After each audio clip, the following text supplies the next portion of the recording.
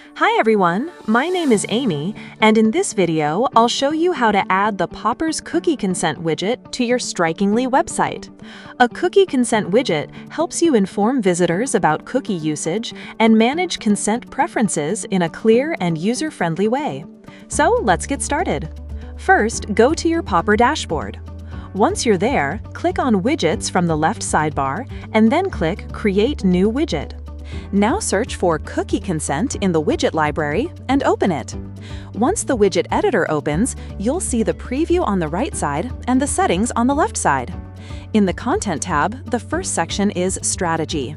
In Strategy, you'll find two options, one to just inform users and another to ask users for consent in a GDPR-compliant way. If the Ask Users option is selected, the Preference Center and Revisit icon will be available. In the Content section, you can edit the main message. You can also change or disable the cookie icon.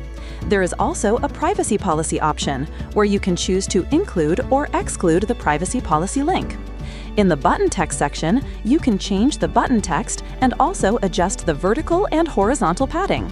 Next, go to the Style tab. In the Layout section, you can decide the position of the widget. You can also adjust the padding and content width. In the Color section, you can change the background color, text color, and confirm button color and text. In the Typography section, you can change the font size.